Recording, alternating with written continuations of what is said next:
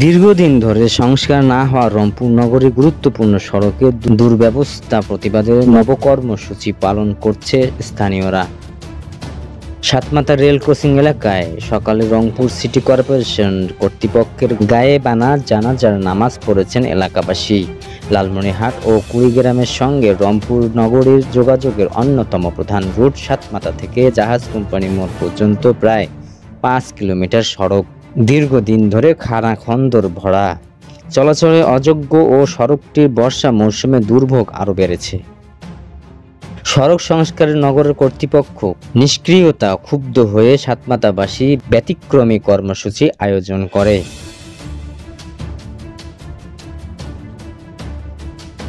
সাতমাথা থেকে জাহাজ কোম্পানি মোড় পর্যন্ত সড়কটি দিয়ে প্রতিদিন হাজারো মানুষ যাতায়াত করে।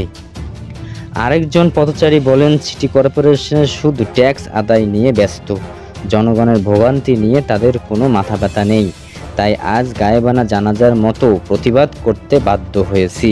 প্রতীকী লাশ নিয়ে বিক্ষোভ মিছিলে সাতমাথা থেকে শুরু হয়ে পাশের গুরুত্বপূর্ণ সড়ক ঘুরে আবার সাতমাথায় ফিরে আসে বিক্ষোভকারীরা। দ্রুত সড়ক ও সংস্কারের দাবিতে বিভিন্ন স্লোগান দেন। এই বিষয়ে রংপুর সিটি কর্পোরেশনের সংশ্লিষ্ট দপ্তরের কোনো কর্মকর্তা তাৎক্ষণিকভাবে গণমাধ্যমের মন্তব্য করেনি। তবে আন্দোলনকারীরা জানিয়েছেন, দ্রুত ব্যবস্থা না নিলে তারা আরও কঠোর কর্মসূচি পালন করবে।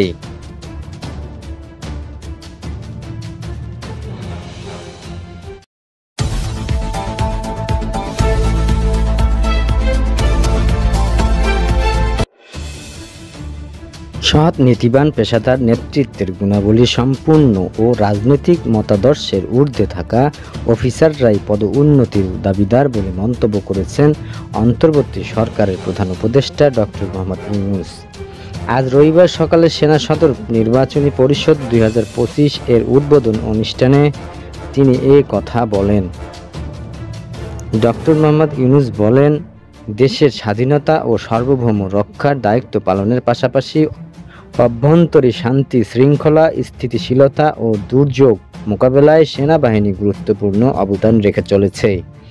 দেশের প্রয়োজনে ত্যাগের জন্য সেনাপ্রধান থেকে শুরু করে বাহিনীটির সকল সদস্যকে ধন্যবাদ জানাচ্ছি। এর আগে অনুষ্ঠানস্থলে পৌঁছলে প্রধান উপদেষ্টাকে স্বাগত জানান সেনাবাহিনীর প্রধান জেনারেল ওয়াকারুজ্জামান। অনুষ্ঠান শেষে প্রধান উপদেষ্টার সঙ্গে সেনাবাহিনীর কর্মকর্তাদের সঙ্গে ফটো সেশন ও অংশগ্রহণ করেন এবং পরিদর্শন বইয়ের মন্তব্য লেখেন।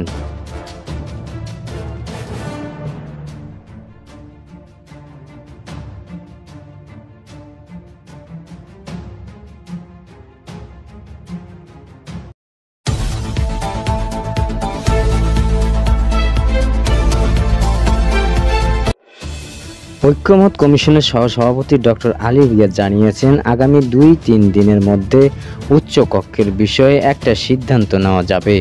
রোববার 20 জুলাই সকালে ফরেন সার্ভিস একাডেমিতে রাজনৈতিক দলের সঙ্গে বৈঠকের শুরুতেই তিনি একথা বলেন। আলী রিয়াদ জানান, 31 জুলাইয়ের মধ্যে সনদ প্রস্তুত করতে কাজ করছে কমিশন। অনেকগুলো বিষয়ে একমত হয়েছে রাজনৈতিক দলগুলো। তিনি বলেন, রাজনৈতিক দলগুলোর সঙ্গে আলোচনা করে উচ্চ কক্ষে বিষয়ে আগামী 2-3 দিনের মধ্যে একটা সিদ্ধান্ত দেয়া যাবে। এছাড়া তিনি জানিয়েছেন, আজকে তত্ত্বাবধায়ক সরকার ব্যবস্থা ও প্রধানমন্ত্রী একাধিক পদে থাকার বিধান নিয়ে আলোচনা হবে। তিনি বলেন, তত্ত্বাবধায়ক সরকারের বিষয়ে বিএনপি, জামাত সহ 4টি রাজনৈতিক দলের পক্ষ থেকে প্রস্তাব এসেছে। সেগুলোর সঙ্গে কমিশনারের প্রস্তাব সহ আলোচনা করা হবে। এছাড়া আলী রিয়াজ আশা প্রকাশ করছেন যে তত্ত্বাবধায়ক সরকারের বিষয়ে আজ সবার একমত হতে পারে।